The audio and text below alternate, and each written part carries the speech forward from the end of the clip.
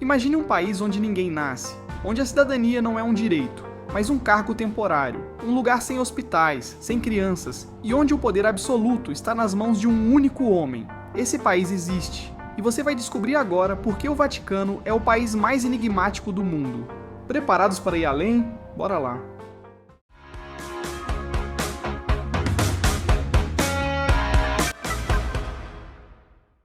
O Vaticano é o menor país do mundo e guarda segredos que vão muito além de sua riqueza cultural e religiosa. Um deles é o fato de que absolutamente ninguém nasce cidadão vaticano. Isso mesmo, a cidadania vaticana não é herdada, não é adquirida por nascimento e não é oferecida por tempo de residência, ela é concedida, por função. Neste vídeo, vamos mergulhar fundo nessa realidade que contraria toda a lógica que temos sobre nacionalidade, pertencimento e identidade. Como é possível um país existir sem que seus cidadãos nasçam dentro dele? Quem são, afinal, essas pessoas que vivem no Vaticano? Como elas conseguem a cidadania? E mais importante, o que acontece quando elas deixam de exercer suas funções? Você está prestes a descobrir fatos surpreendentes, regras únicas e detalhes que fazem do Vaticano um dos países mais enigmáticos e exclusivos do mundo. Agora que abrimos essa porta, é hora de atravessá-la. Vamos entender primeiro, o que é o Vaticano? Afinal, o que é o Vaticano? Antes de entendermos por que ninguém nasce no Vaticano, precisamos compreender que país é esse, ou melhor, o que ele representa. O Vaticano, oficialmente chamado de Estado da Cidade do Vaticano, é o menor país do mundo tanto em território quanto em população. Ele possui apenas 0,49 km², ou seja, caberia quase 5 vezes dentro do Parque Ibirapuera, em São Paulo. Localiza-se dentro de Roma, capital da Itália, funcionando como um enclave totalmente cercado pelo território italiano. Apesar de minúsculo, o Vaticano é um estado soberano completo, com governo, moeda própria, o euro vaticano, bandeira, selos postais, sistema de segurança e até um banco. Mas não se engane, o motivo de sua existência não é econômico, territorial ou populacional. O Vaticano é, acima de tudo, a sede da Igreja Católica e residência oficial do Papa, o líder máximo da fé católica no mundo.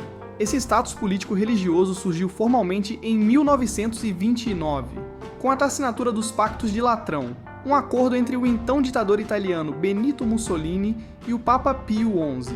O objetivo era resolver disputas seculares entre o poder da Igreja e o Estado italiano, garantindo autonomia total ao Vaticano.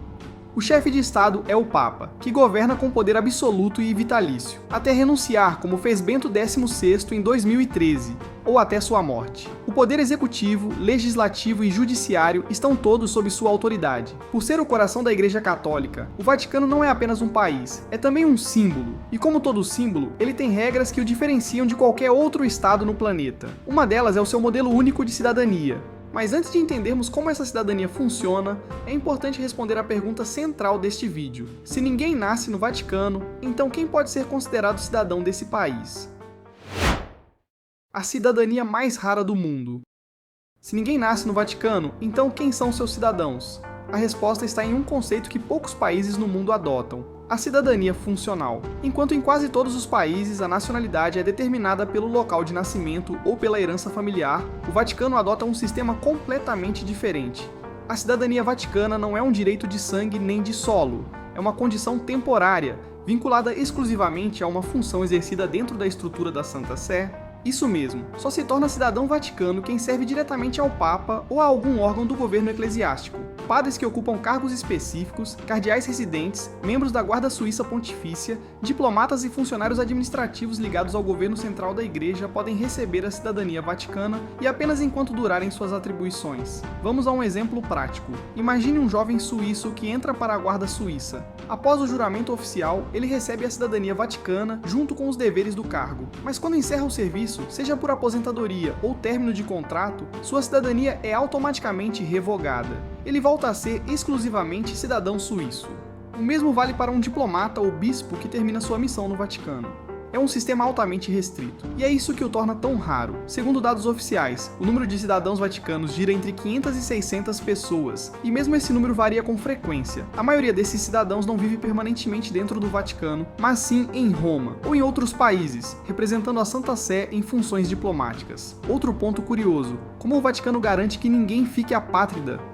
Simples, ele só concede cidadania a pessoas que já possuem outra nacionalidade. Assim, quando a cidadania vaticana é retirada, o indivíduo mantém sua nacionalidade original. Esse modelo faz do Vaticano um país sem imigrantes, sem naturalizações e sem processo de cidadania por casamento ou residência. Não há concursos públicos nem sorteios de visto. Aqui, a nacionalidade é uma missão, e não um direito herdado ou adquirido. Agora que sabemos como a cidadania funciona, resta entender por que esse país não possui nem hospitais nem registros de nascimento. A resposta pode ser ainda mais curiosa do que você imagina. Por que ninguém nasce no Vaticano? A resposta está em uma combinação de fatores práticos, estruturais e simbólicos. Primeiro, o mais evidente: o Vaticano não possui maternidades. Na verdade, não há hospitais dentro do território.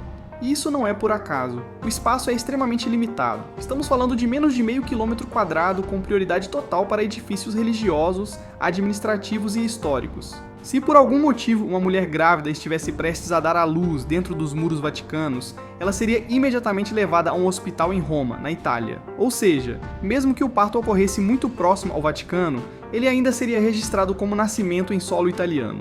Mas há também uma razão estrutural. O Vaticano não é um país pensado para abrigar famílias, crianças ou ciclos naturais de vida, como vemos em qualquer outro território nacional. Sua população é composta quase exclusivamente por homens adultos que exercem funções religiosas ou administrativas. Não há escolas para crianças, não há bairros residenciais, nem planejamento urbano voltado à convivência familiar.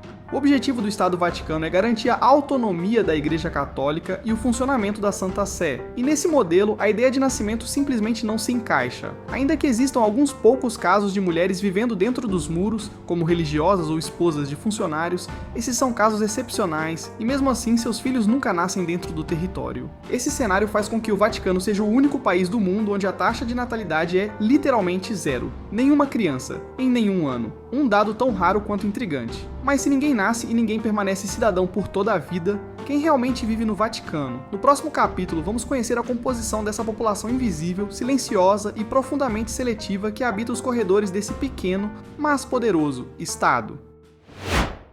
A população invisível. Quem vive no Vaticano? Segundo dados recentes, cerca de 800 pessoas vivem no Vaticano, e dentro desse grupo, aproximadamente 500 a 600 possuem cidadania vaticana. A maior parte da população é composta por padres, bispos, cardeais e o próprio Papa, todos eles envolvidos diretamente com a administração da Igreja Católica. Mas não para por aí. Uma parte considerável dos habitantes é formada pela Guarda Suíça Pontifícia, uma unidade militar de elite criada no século XVI, cuja função é proteger o Papa. Para ser um guarda suíço é preciso ser homem, católico, solteiro, ter cidadania suíça, entre 19 e 30 anos, e cumprir uma série de requisitos morais e físicos rigorosos. Eles vivem dentro do Vaticano, em alojamentos próprios, e ganham cidadania apenas durante o tempo de serviço. Além deles, também vivem no Vaticano alguns funcionários administrativos, diplomatas da Santa Sé, em número ainda menor, algumas religiosas e leigos que desempenham funções essenciais dentro do território, como serviços de manutenção, cozinha ou segurança interna. Vale destacar que a maioria das pessoas que trabalham no Vaticano não mora ali. Cerca de 3.000 pessoas entram e saem diariamente, cruzando a fronteira que separa o Vaticano de Roma para cumprir suas funções e retornar à noite para suas casas, já que o espaço não comporta uma população fixa maior. O resultado é uma população flutuante, invisível aos olhos do público, mas extremamente coordenada e dedicada a um único propósito: manter em funcionamento o coração da Igreja Católica. Mas esse sistema todo levanta uma pergunta intrigante. Como o Vaticano se sustenta como país, se sua população é temporária, sua cidadania é rotativa e não há sequer nascimentos para renovar o povo? No próximo capítulo, mergulharemos nos bastidores do poder. Quem realmente governa o Vaticano e como esse pequeno Estado funciona com uma estrutura tão única. Os bastidores do poder, quem governa o Vaticano? Apesar de seu território minúsculo e população flutuante, o Vaticano é uma potência política e espiritual, com uma estrutura de governo única no mundo. Afinal, quem manda nesse país onde ninguém nasce e quase ninguém permanece? A resposta imediata é o Papa. Como chefe de Estado, o Papa detém poder absoluto sobre todas as instâncias do governo vaticano. Ele acumula as funções de chefe do poder executivo, legislativo e judiciário. Diferente de presidentes ou primeiros-ministros, o Papa não é eleito por voto popular, mas sim por um colégio de cardeais, em um processo fechado chamado conclave. Uma vez escolhido, o Papa governa até sua morte ou até que renuncie, como fez Bento XVI em 2013, um evento raríssimo na história da Igreja. Durante seu pontificado, ele pode nomear e remover qualquer autoridade dentro da estrutura vaticana, editar leis e tomar decisões sem necessidade de aprovação de nenhum outro órgão, mas ele não governa sozinho. Existe uma máquina complexa por trás do Vaticano chamada Cúria Romana, algo como os ministérios do Vaticano. Ela é composta por diversos departamentos e congregações, como o Dicastério para a Doutrina da Fé, o Dicastério para a Evangelização e outros, todos responsáveis por diferentes áreas da vida eclesiástica e diplomática.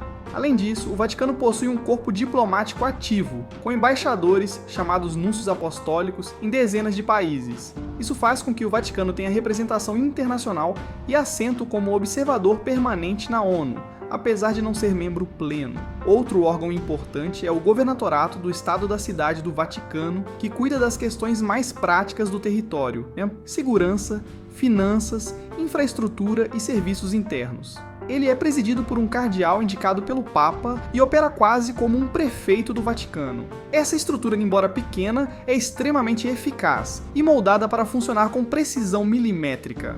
E para fechar esse mergulho em um país tão singular, nos resta uma última pergunta. O que aprendemos, afinal, com um lugar onde ninguém nasce? Um país fora do comum. Chegamos ao fim da nossa jornada pelo Vaticano. Esse pequeno ponto no mapa que carrega um peso gigantesco em simbolismo, história e singularidade. Um país onde ninguém nasce, onde ninguém permanece cidadão por toda a vida e onde o poder se concentra em mãos espirituais, não políticas. O que descobrimos é que o Vaticano é mais do que um Estado. Ele é um mecanismo de representação, um território simbólico moldado para sustentar a fé e a autoridade da Igreja Católica. Sua estrutura não é voltada para o crescimento populacional ou para a construção de uma nação tradicional, mas sim para o funcionamento preciso de uma missão espiritual milenar. A cidadania no Vaticano nos mostra um conceito raro no mundo moderno: ser cidadão como consequência de um propósito e não de um local de nascimento. Não há berçários, escolas ou hospitais, porque esse não é o objetivo da existência vaticana. O que existe ali é um sistema projetado para preservar tradições, proteger uma liderança espiritual e manter vivo o coração da Igreja. E talvez seja isso que torne o Vaticano tão fascinante, porque ele nos obriga a questionar tudo o que sabemos sobre o que define um país, o que significa pertencer a um lugar e até mesmo o que é necessário para que um território seja chamado de nação. Ao final, o Vaticano permanece como uma anomalia diplomática, uma exceção geográfica, e ao mesmo tempo, uma peça central no cenário internacional. Um país fora do comum, construído não sobre nascimentos, mas sobre crenças, não sobre números, mas sobre significado. E isso, por si só, é uma história que vale ser contada. Se você gostou desse vídeo, não esqueça de deixar o like, se inscrever no canal e comentar sua opinião sobre esse país tão rico em simbolismo para nós. Comentem também se querem mais conteúdos como esse e compartilhem com seus amigos. Até a próxima, pessoal!